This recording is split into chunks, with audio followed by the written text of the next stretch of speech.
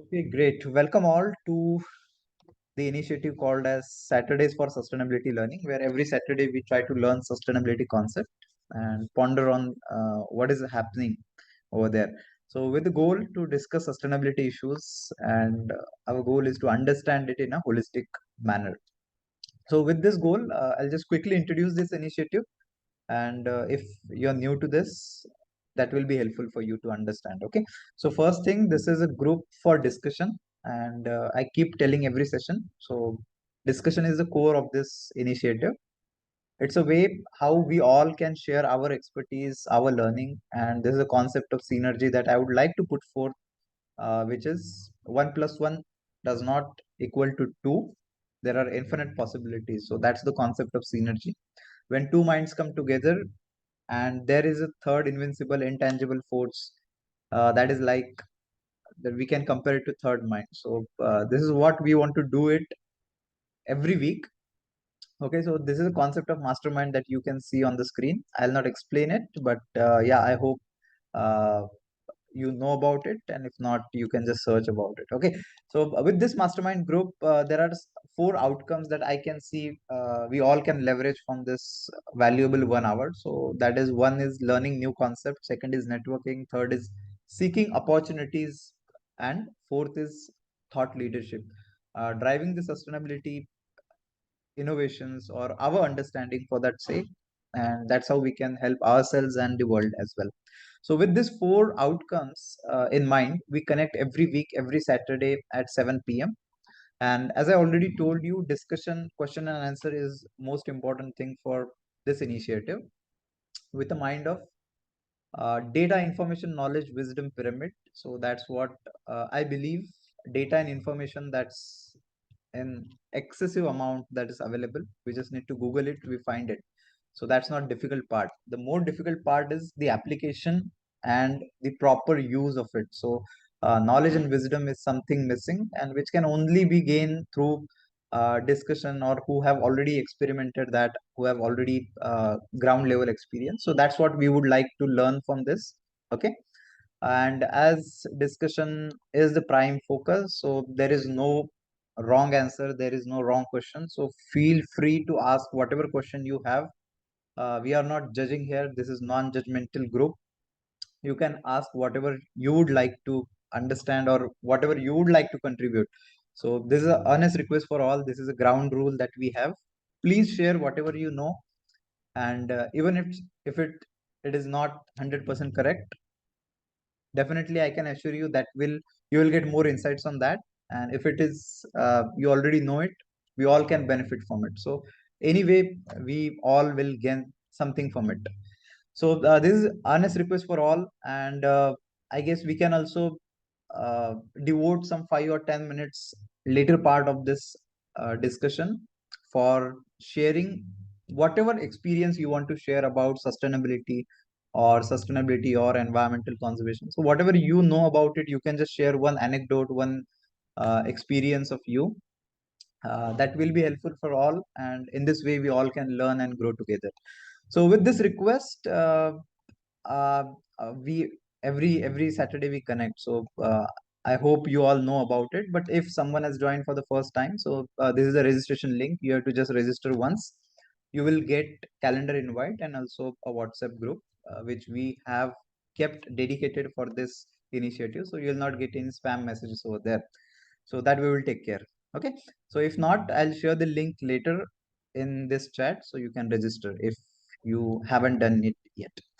Okay, all right. With this introduction, I welcome you all to the session that is week 31. So this is 31st day, 31 Saturday for us, 31st Saturday. So this is about circular economy, Circularity Gap Report. Every year this report is published from 2018. So this is the fifth year of the report. And we have already discussed about circularity in around our seventh or eighth session. 2 days we had extensive discussion on the topic.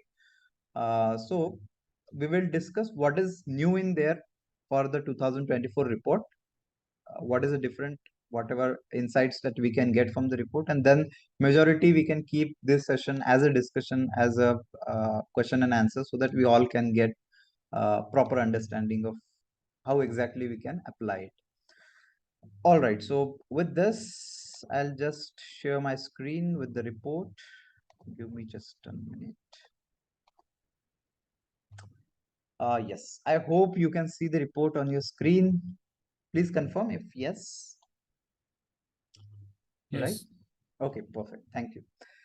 Yeah, so as you can see on the screen, this is the Circularity Gap Report 2024, Circular Economy to Live Within the Safe Limits of Planet. So there are a couple of concepts that we will see today.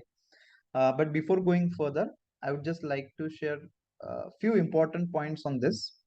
So as ESG reporting or sustainability reporting or sustainable development goals, these are some of the buzzwords in today's business context that we listen to. But one thing is very clear, the sustainable development goals, or if we call it as ESG, environmental, social governance, sustainability reporting, in both the cases, we want to achieve something, a state which is different from today, right? To achieve that, there are different tools, different methodologies, and this is a big question for all. How do we achieve that? So even if we say sustainable development goals to achieve by 2030, or if we say that all companies need to report their ESG performance, but still there is a concept that there is some problem in today's business world or today's entire earth, we would say. How do we achieve, how do we find solution for that problem? So that is a question for all of us, and we don't have any right solution for it. And out of that solution, circular economy is one of the prominent solution that is coming out. The reason being, in view of raw material shortages and in view of the conventional way that we are producing objects, take, make, and waste, the loop is not closing, and that's how we are wasting a lot of material. So that loop somewhere has to be closed if we want to achieve sustainable development in a one way, and second, uh, for businesses also to be profitable in future. This circular economy is very important, and it's a practical way of doing it. So maybe if I say sustainable development goals, we don't have a proper solution. How do we achieve that? But circular economy is a way to achieve it. So that's how I view it. Circular economy is one of the important tools that we have with practical implementation methodology, or practical uh, complete guidelines we have. How do we achieve it? Okay, so with this basic introduction, let's dive in. So this is fifth year of the report. I guess for 2 years during COVID, the report was not published. And in this report, this year's report, this is with collaboration of these two entities, as you can see, Circle Economy and Deloitte. Okay, so with this, there are in support of Circularity Gap Report, there are couple of testimonies or support for this report that is there. With executive summary, I will quickly go ahead. What is there? Okay, despite the circular economy entering in mainstream, global circularity is still in decline. So what they do every year, every year they analyze how much materials are being recirculated into economy, and that's how, when it was published first year, as you can see on the screen, I'll just zoom it. In 2018, it was 9.1%. So if we take all the throughput of materials consumption, 9.1% was being reintroduced into system. Somehow that was replacing the virgin material that is being used. And now it's only 7.2%, and each year that was in decline. So I guess last year it was somewhere around 7.8. But every year it is in decline. So that is one concern that they have raised, because there are some systemic issues that we need to solve, right? So in short, this report is analysis of all the data whatever happening in the world with different countries, and they have categorized countries in three different ways, three different groups, so that we will see. But few important points are, as I have highlighted, this report aims to show government and industry leaders that if they want to turn theory into practice and scale an economy that delivers on needs within the safe limits of planet, they need to dismantle harmful entrenched processes and align enabling elements. So that's true. And this year's report's focus was converting or moving from theory to practice. So that's what this report talks about. We will see how much they are doing it.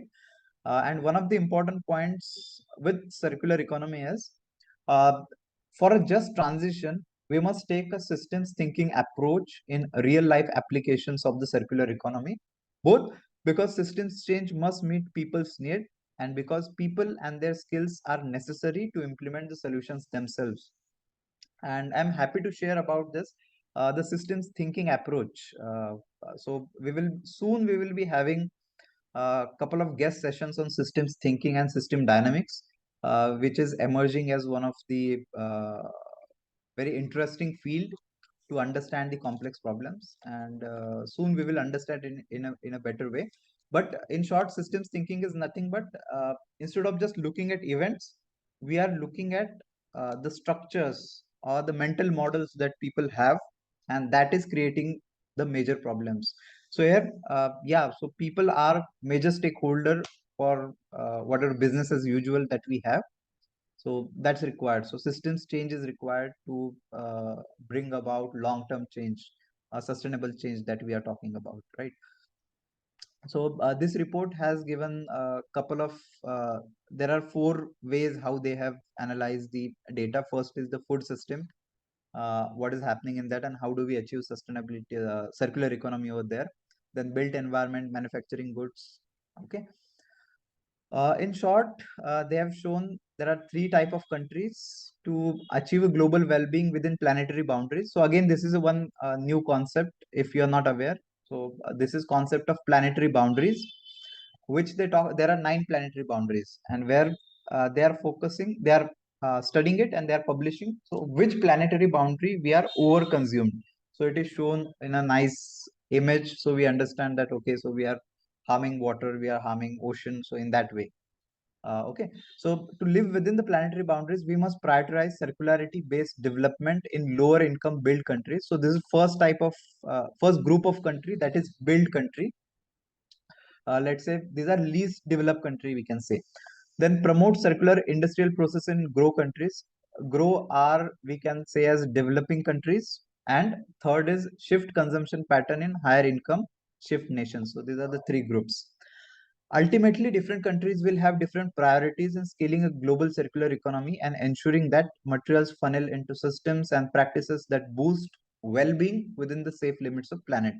So till now, it's just theory that what I can see in this report, but let's see what is there. Okay. So some of the suggestions that they have given. Okay. So let's dive in into the report with, as you can see, first is introduction, where to focus and why, how to enable circularity, and as we have seen, so three group of countries: shift, grow, and build, developed, developing, and least developed countries. So in this three way, they have given some of these suggestions over there. And the nice part about this report for 2024 is because previous years also they have given this the three grouping, but who needs to do what and how to drive the action. So that is something that I find interesting in this year's report. Okay. Yes. Yeah. So we'll not read entire report, just to give you the gist of the report, how it is presented and what are the important points. I'll just quickly scroll, and it's a small report, I guess, only 44 pages are there. Okay. So here, this is one interesting graph from this, and which is a basic to understand how, let's say, overall development or sustainable development goals that are moving ahead. While materials are vital for human development to build up capital infrastructure and fulfill human needs for nutrition, shelter, and mobility, for example, this development pattern is fundamentally flawed for four key reasons. So they have given some of the reasons over there. But this graph is interesting in a way that they have given material footprint per capita. And so on the y-axis, as you can see, 1, 2, 3, 4, 5. So these are number of earth that we require to sustain our needs, to fulfill our needs. And on the x-axis, it is Human Development Index, HDI. Okay. So the pattern is emerging like this. So whatever shift countries, what are already developed countries are there. So they are better at HDI, Human Development Index, but their per capita consumption is lot more. Like you will find USA or Canada somewhere over here, European countries somewhere like here. The second grow countries, developing countries, so their consumption is little bit more on one, but they are also nearer to the better Human Development Index, the wellness that we calculate. And the least is the least developed countries. They are lower on consumption and lower on Human Development Index as well. Hey, Dhananjay, So, yeah. interesting observation here Mhm. that there are HDI countries, Mhm. high HDI countries that have been consuming similar Yeah. to the build countries. I mean, like not exactly, but in that range, right? So Yes. Yes. is there any reason provided in this report for why the big spread in the yellows and the reds, whereas you can see the blues are much tighter? Yeah. Yeah. So that's scattered. Why it is so scattered? They haven't given that as a reason or some details. So I was also interested more to learn about which are these individual dots. So if we could get, so what exactly, which country it represents, so then we could get more insights. But one thing we can do in references, they have given couple of Okay. details over there, so we'll check over there if there is any mention.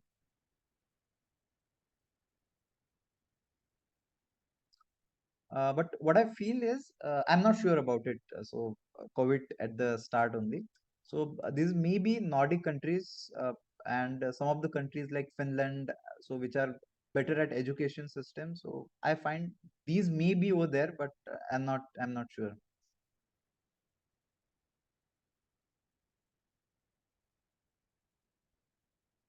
But yeah, thanks for the uh, question. That's important to understand why. And yeah, so we can benchmark these countries, and maybe we can understand how they achieved it, and if that is possible to implement it in other countries as well. Yeah, it's important. Yeah, think of it this way. So Hmm. much of our consumption pattern Hmm. is influenced by the media today, right? Oh, you Right. need to engage in fast fashion. You need to buy IKEA furniture because that is the best thing you can do, right? So on and so forth. So the Right. point is, if some of these yellow dots can be made to appear as good aspirational lifestyles, Mhm. then you can avoid, anyway, inflation is massive. Changing things regularly is not good, Right. costs a lot. So if some of these yellow dots can be made aspirational role models, then why not, right? I mean, it Agree. can solve a lot. Yeah. And what I feel is, in this report also they have tried to do the same thing. Means we will see that they have shown how we should move ahead from GDP model that we have, which is not talking about wellness of the people. So if there is any way to shift this focus on GDP and the consumption that we have, and that's how we can achieve the circular economy. So there is one thought in this report as well. Kulkarni Uh, sir, yeah. Yes. Yes, Murliji, you want to add something? Please. ah, see this Human Development Index, if you Mhm. see that, it has been made as an indicator, but there are a lot of, I wouldn't say controversies, but Mhm. there are different interpretation or views about it, because basically they are looking at forming certain indicators, and based on those indicators the score is given, wherein the Human Development Index is arrived at and published. So what is happening is, on one side you have some metrics as quality of life, the earning and other things which have been put. But on the other side, you find, if you look at a country like USA or other places, there are a lot of people, homeless people, and various other supports given by government, where the local policies and other things influence this Human Development Index. So that is why we find like India, maybe the level of the Human Development Index will always be less, because they will arrive at pollution as an indicator, or the waste, or the poverty index as an indicator. So always we fall flat, right? It is just that a mechanism to arrive at the development index, and it has to be taken at that level. A deeper introspection will get into controversies. I thought I will add this. Okay, Yes, it is yes. not Agreed. aspirational as was indicated. It is just that it has been arrived at with a mechanism. That's it. Hmm? Yes. And it's flawed actually. Actually, We just cannot recently, say that, of yeah, course, but I somewhat think, flawed I or think, yeah, skewed. yeah, skewed, Skewed. yeah. sorry, maybe I should clarify my point. I am not saying that to become yellow is aspirational. I am saying that if there are some candidates in the yellow that can appear as aspirational, and you can choose which yellow dots you want to mark as aspirational, because you may not be impressed by, say, um, a yellow dot that's marked as the US, or you may be impressed by a yellow dot that's marked as Hungary, for example, or Netherlands, for example, and that's okay.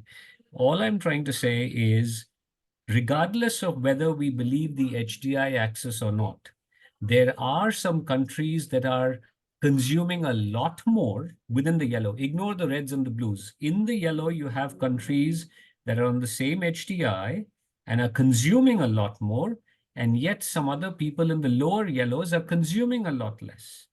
I'm saying that reality you cannot Absolutely. ignore. And therefore, if media is a big influencer in how the blues and the reds get influenced by the yellows, then it's okay to look at some yellows to see if there are certain behavioral elements that can be created as role models and aspirational.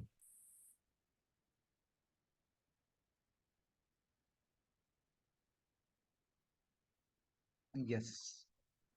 I And agree and to both yes, of you actually. sorry, one thing. Sorry, one more thing to add, just an Yeah, afterthought. please. And that may not apply so much to the blues and the reds, because the blues and the reds are consuming less to begin with. It applies to the yellows that are sitting at 6 and 7 to bring them down, right? Because then the shape of the media changes, the aspirational lifestyle changes, make the bottom yellows the role model versus the top yellows the role model. Right. And yeah, I agree to both of you actually in a one sense. Manish, what you are saying, that same thing that they have done. So for, let's say, for this yellow, for the shift countries, they have given some different way, different methodology to go ahead. So this is your way. Just follow these, idealize these countries and go ahead with that. So they have given that action plan for them. For grow countries, they have given different action plan, and for build countries, they have given different. So Okay. yeah, Okay. so the Good. same thing that they have also followed in different chapters. Fair. Now, we Yeah. may say that, hey, the blues are laggards and they're only getting industrialized, so let us not impose on them, because Yes. that is where some of this patronizing and telling us what needs to be done comes in, when Right. really these countries first have to help their people develop. And that can only happen if we have maybe more concrete or more stuff to build the infrastructure for them. But I don't debate that. But yes, points well taken. Thank you. Yeah. And the one point on Human Development Index. So I would just like to share one point. Just last week, I was at IIT Bombay. There was 2 days workshop on systems dynamics and systems thinking. So there also, interestingly, Human Development Index was discussed, and one of the professor from, I guess he was from IIT Kharagpur, he told us that Human Development Index is flawed in a sense that, as you can see, HDI index, India is behind Pakistan or even Sri Lanka. The worst means their condition is worst in many of the. We can see that, but why India is behind? There is some bias how they calculate the HDI. And one of the parameter, there are, I guess, 7 parameters over there. And one of the parameters, we are behind and they are marking us less on democracy. So this is a biased way of looking at things. So we can agree on that, but we may agree or we may not. So that will be different perception. Agree, but we all can agree on one point, that we need to move away from the GDP point of view that we all have. So finding out a better alternative to measure the wellness of people or wellness of economy. So that is something, I guess, is required. Yeah. I think you bring up a good point. Governments are driven by GDP growth. Governments promote consumption. Economic policy, fiscal policy, monetary policy, everything promotes consumption. Why consume? Can we not consume less and still be happy, right? So totally agree with that GDP aspect. Yes. The funny thing is we want to earn more, then we want to give away more in taxes and inflation. Yeah. So, maybe we marginally consume a little bit more, yes, but it's not like a significant, sorry, just one side point, right? Just think how much different we have earned when we first started working to where we are working today. I'm sure it's a multiple factor, right? But Right. think about how your lifestyle has changed. Has it changed really massively from even when our parents used to earn to now? No, I think we still eat the same basic stuff. Now, of course, some people may have become supremely wealthy, but the factor of income change does not really reflect the factor of lifestyle change, I feel. I could be wrong. Yeah, agree. And for most of us, quality of food, quality of water has degraded compared to previous generation. Yeah, possible. Yeah. Yeah.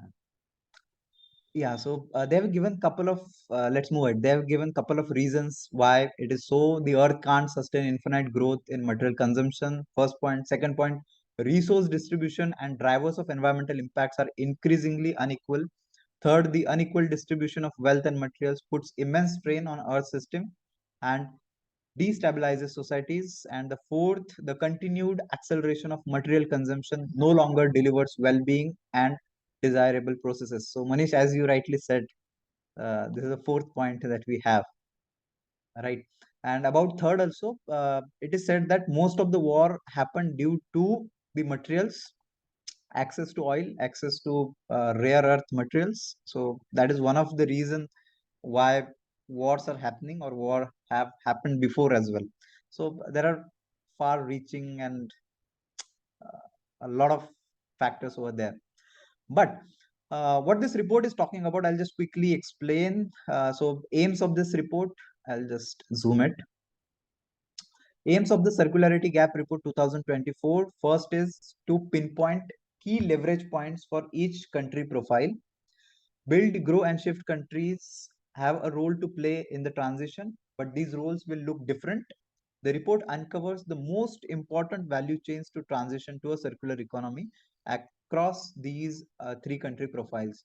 So the most important value chains to transition, the meaning is the leverage point. So actually leverage point, the meaning is with minimum effort where you can get a significant improvement. So that's the leverage point concept. The second is to move from theory to action. So all the previous reports have defined what this report lays out, how to put these solutions into action. So that will be interesting to see how we can do it. And third is explore and raise awareness for circular enablers. We know which solution must be rolled out at a scale to transform our economic system and boost circularity around the world. This report explores the underlying political, financial, and social conditions these solutions need to succeed. So, in short, creating a fertile ground, creating soil where these things can take up, or in future, it creates enabling conditions for it. All right. So, these are some of the basic, and how do we do it? Actually, this is a way. Okay. This is interesting because it has practical significance for industry as well, for practical application.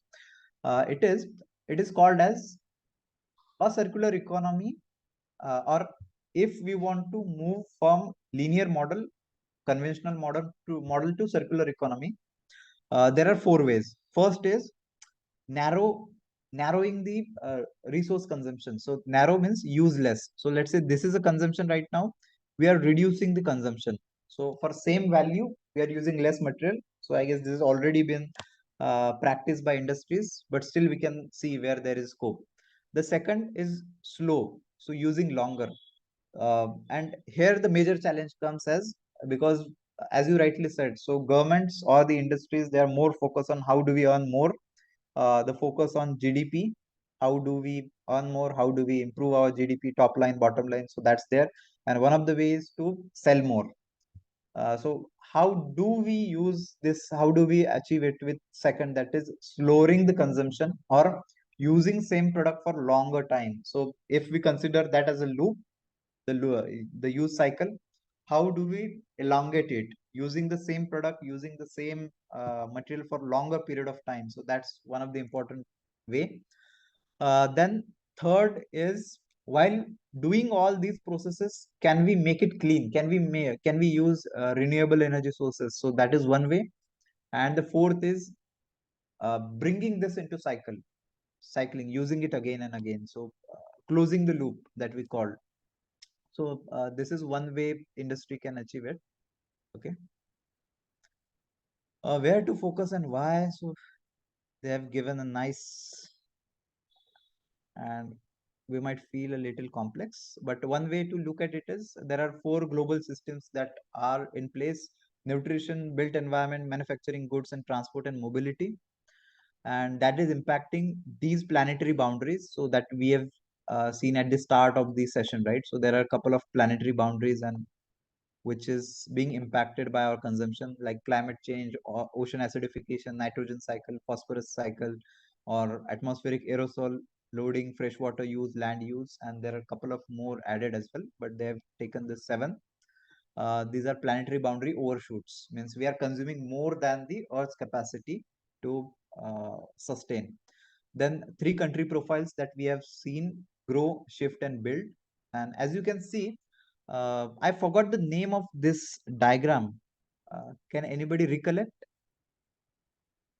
There is a name to this particular representation. I forgot the name of that, but it shows how the one side is contributing to the other side. Like uh, for most of the impact on climate or the consumption, that is from grow countries, as you can see. Then the shift and then the build, right? And there are 12 circular solutions that they have given who can practice what. So we'll just quickly look at it because they have given it a different way into future to implement circular economy for these three country profiles. For grow, as we were saying, these are developed countries. Just a minute. Yeah, I hope this is readable for you now. Just a minute. Yeah. So for grow countries, these have growing per capita material footprint and HDI score. Large volumes of domestically extracted resources are exported, fueling the high consumption rates in shift countries. So these are the developed countries which are extracting more material and maybe selling it for the developing countries, and that's how they are earning more. So exporting is one of the way for these countries to earn more. What are the options for them? First is mainstream industrial symbiosis and efficiency. So how do we look at it? If you want to close the loop in circular economy, there is one way to achieve it. What there is no waste, right? So that is a concept of circular economy. So whatever we have, we call it as a nutrient, maybe technical nutrient or biological nutrient. Technical nutrient is all the material which cannot recycle naturally. So we want to ensure that it is continuously into loop, and to do that we require a mainstream industrial symbiosis.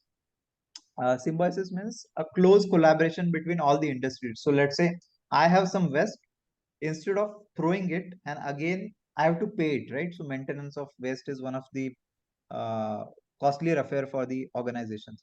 So can I find some industry partner who require it as a raw material? So my waste becomes a value for that other organization. And in the same way, can we find such solutions? So that is one way. Second, be local, seasonal and organic. for grow countries. Third is mainstream regenerative agriculture that's coming in, uh, that's taking ground in as an alternative for sustainability, because many people are into debate now whether sustainable development is possible or not, or is it oxymoron? Means, can we achieve development which is sustainable? Is it possible or not? So next alternative for it is regenerative economy, or in this way. But yeah, regenerative agriculture is one of the important points, which is applicable for built countries as well. Next is extend the lifetime of machinery, equipment, and goods. So extending the loop that we just saw. Then for shift countries, which are characterized by high level of consumption and consequently high HDS scores, high volume of goods are imported from built and grow countries. So these are the shift country profile. First thing, extend the lifetime. Yes, lifetime. Second is buy what you need, limiting the consumption. Third is make the most of what already exists. And the last is prioritize circular materials and approaches. One way. Then build countries. These are the modest per capita food material consumption, low HDI index. Due to largely informal waste sector, material cycling is largely underreported in the built countries. So they want to do, first thing is mainstream regenerative agriculture. Second, prioritize circular material and approaches. Third, put healthier and satiating food first. And last is reuse waste. So we can appreciate, yes, so these last 2 points, uh, focus on healthier food, which is required for built countries, and maybe uh, prioritizing circular materials and approaches as they build at early stages itself. So no need to make the same mistake that developed countries have made previously, and that's why we are into this mess. So how do we avoid that? So this is an interesting graphic they have given.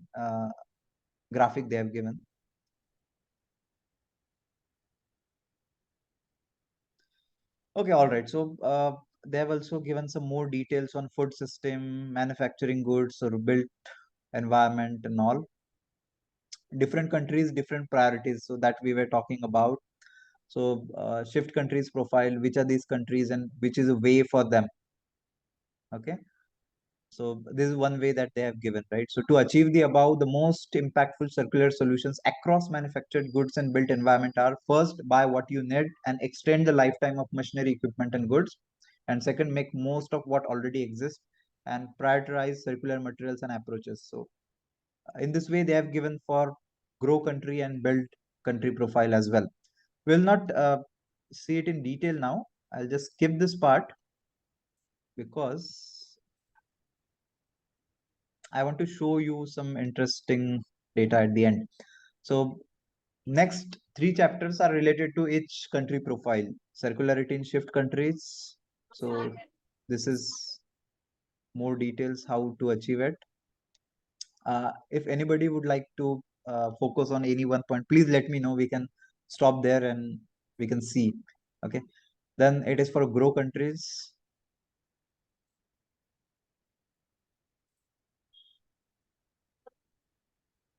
Yeah, and they are talking about policy as well over here.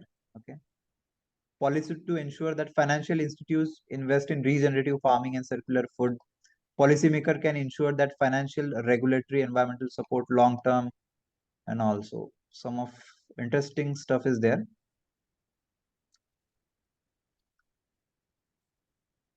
And third is build country profile. Okay.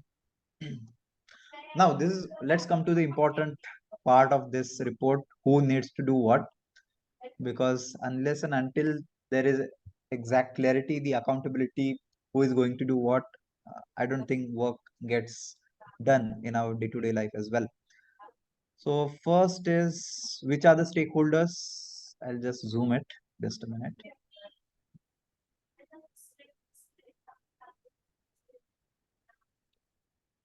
I'm not sure whether you can read it. I hope it is readable now. Yeah.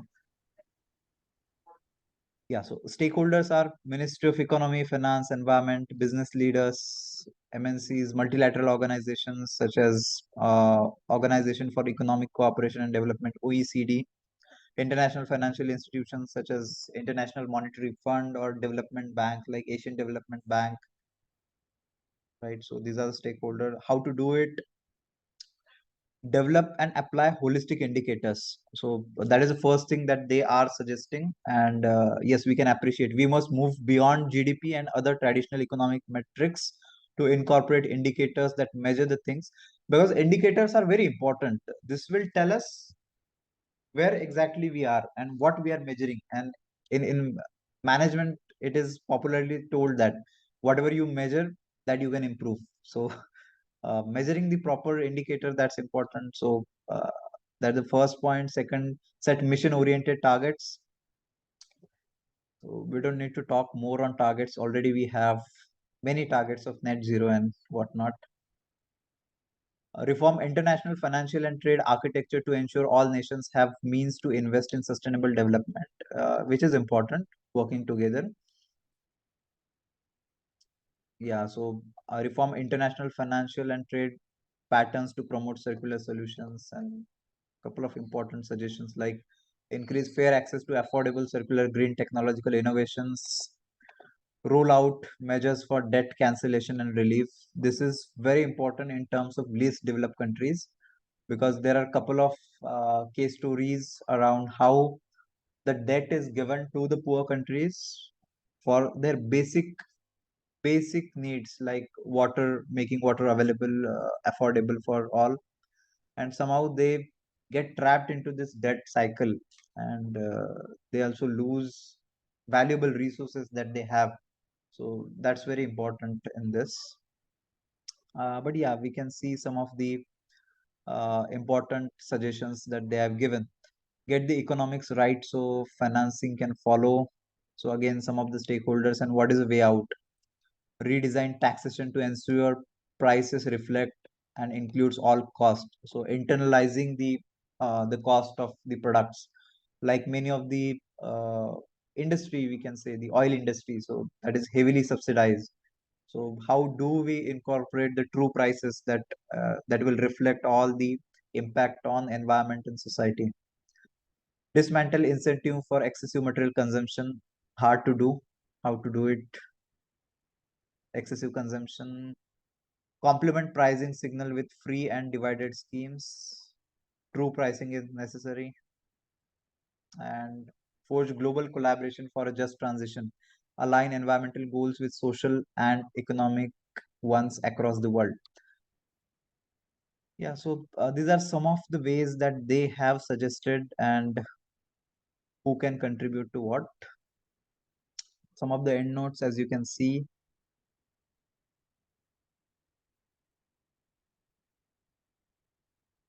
All right, so that's all about the report. And at the end, you can see the glossary over here. Some of the concepts are explained over here. Okay. Yeah, so that's it from this report. And it's very early to discuss this because just, I guess, eight days back it was released. And yeah, happy to open this forum for more discussion, more questions, so that we can understand it. Please.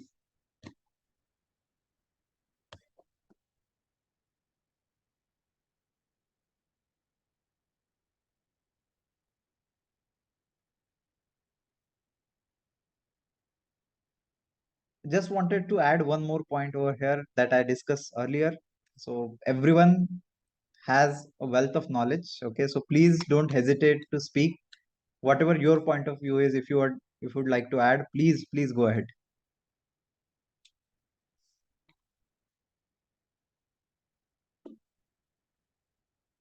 Any question? Anything to discuss, please. This is your forum.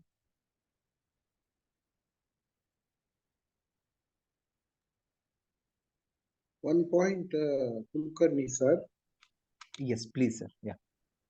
is that when we look at it, there are few challenges when you look at it when it comes to India particularly.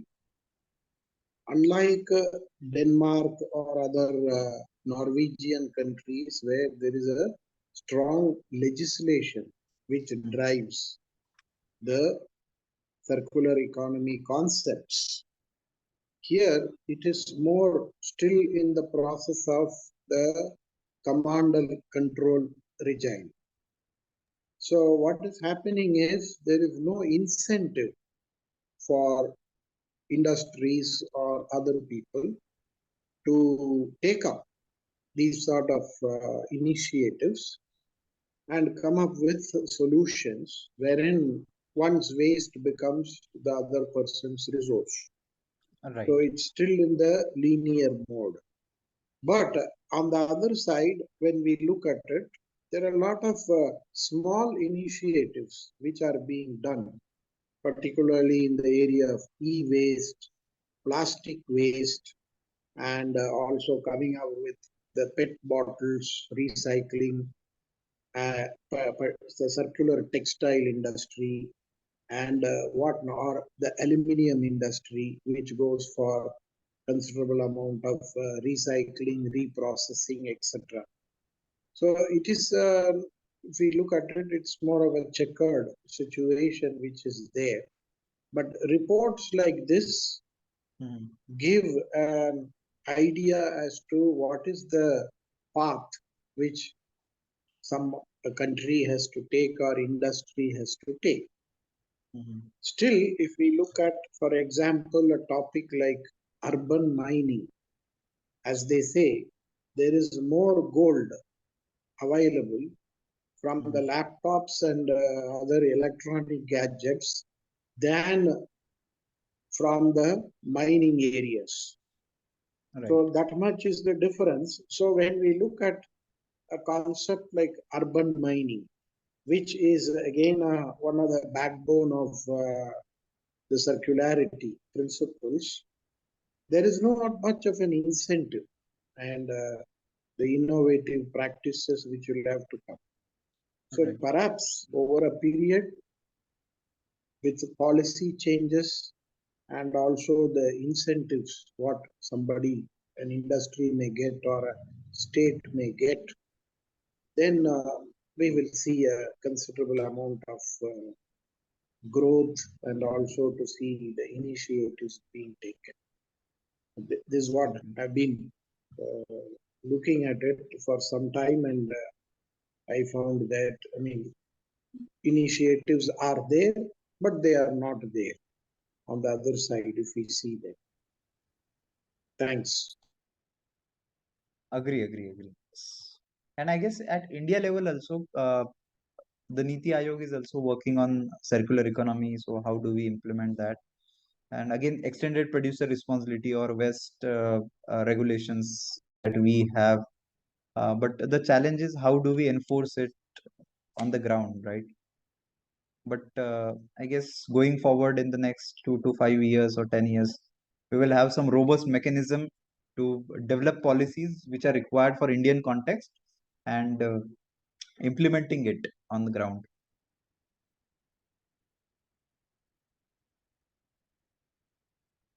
So in last session, actually, when we discussed circular economy, so it was a perception for most of us that circular economy is something about waste management, and it was a little bit means that's not a complete truth. The reason being, circular economy aims to address this problem by the root cause, which is the designing the product.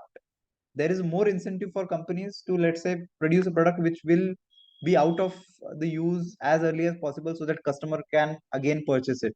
So I guess there is a Moore's law behind that. So that is a way. So how do we incentivize companies to go for long lasting products and a way for business for them as well to become profitable?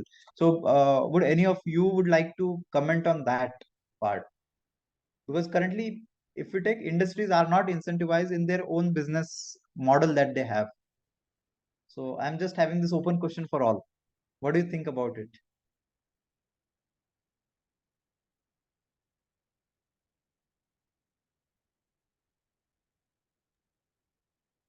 I mean, I can go. Yeah, I please. totally agree. There's not, I don't know what sort of incentives governments, it will be worth reading. There could be tax incentives governments can provide on products and whatever to say, I'm just thinking from it, I'm sure there's some accountants in this team also, right?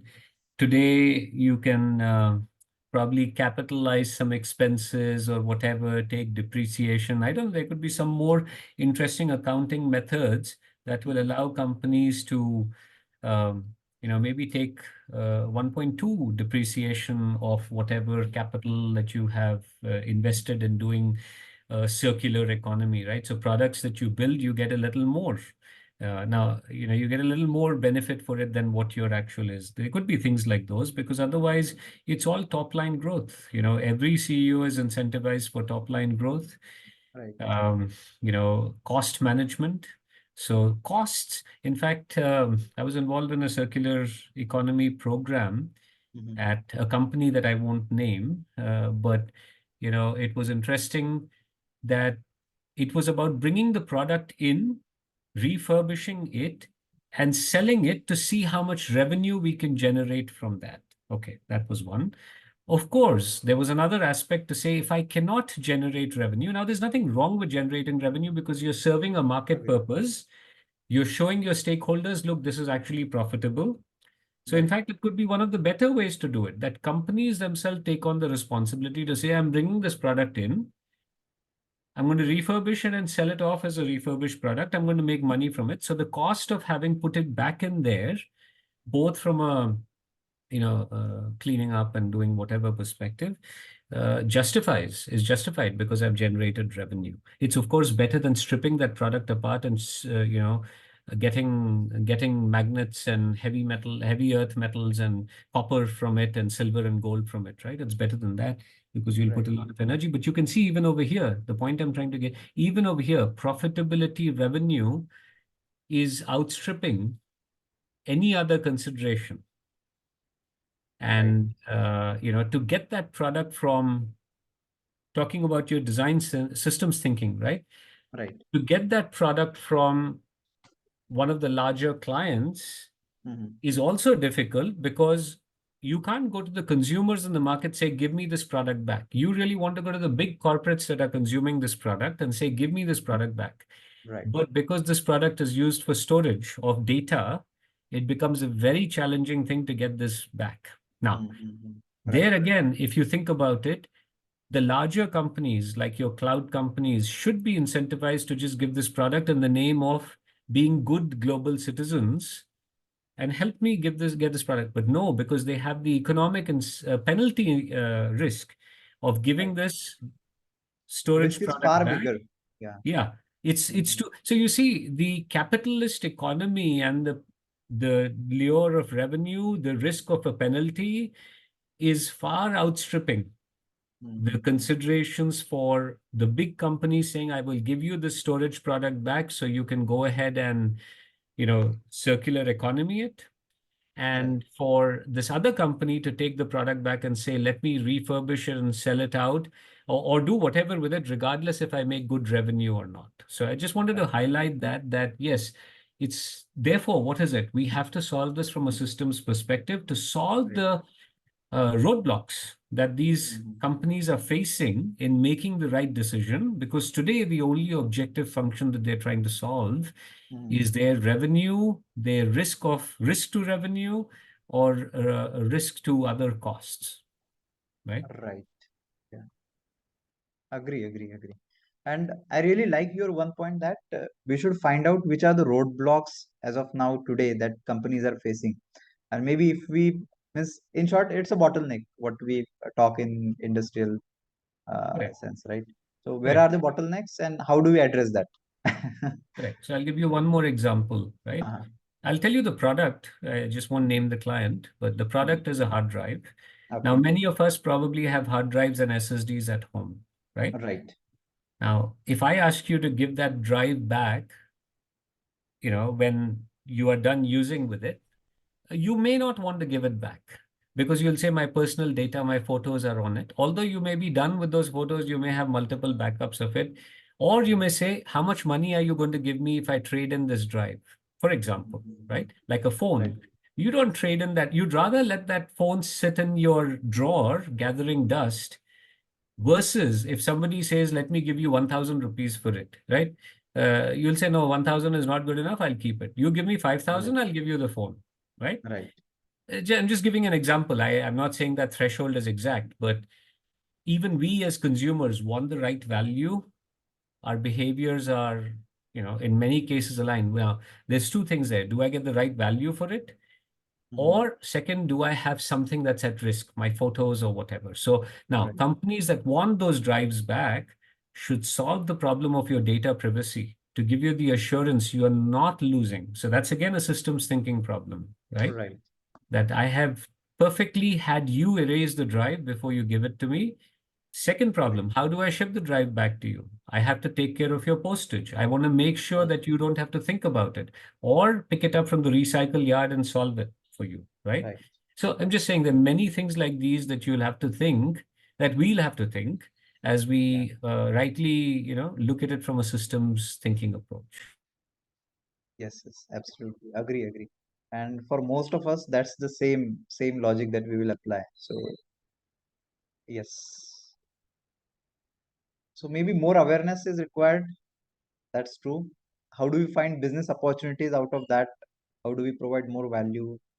That is one way, and how we can implement it with policy intervention with government, or maybe some awareness on some assurity regarding the hard drive, as you told.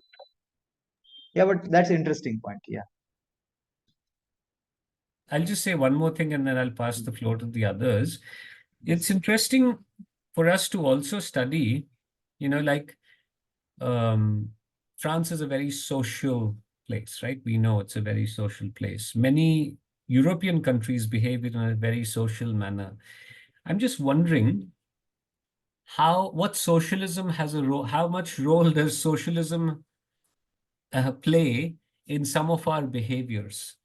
I'll just tell Mhm. you, salaries in some of these European countries do not grow massively every year, right? Mhm. People are content. Of course, there are industries where salaries grow, but if you compare tech industries in certain other growing economies, they grow massively. India, China, maybe they grow massively, and that creates a wealth effect, creates consumption. But in some of these other countries where the governments take care of people, people are not aspiring for fat salaries, and companies don't have to grow fat salaries. And again, this is just a hypothetical thinking. I'm sure there are many people who disagree with this thinking, but I'm just saying, having been dealing with some of these clients recently, you realize where salaries don't grow, and then today's data to show that Netherlands, France could be good on the circular economy scale, there's a possible correlation of a socialist mindset and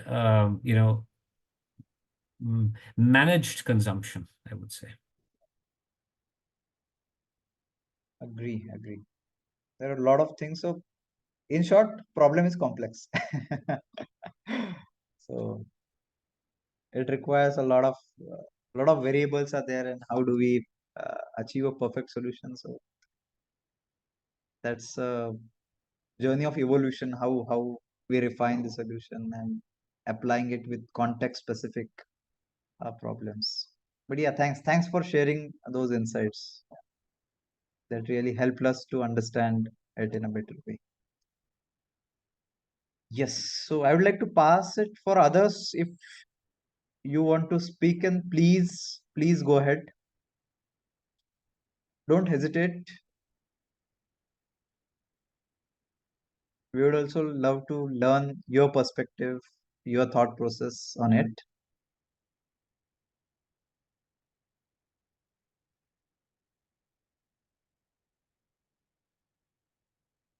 Okay, so if not, then we can stop here. Thank you so much, everyone, for joining, for your valuable time over here. And yeah, so have a great weekend. Looking forward to connecting you in next week and to bringing more value to this initiatives. So please bring in more people to discuss. Thanks a lot. Thank you. Bye. Thank you. Thank you.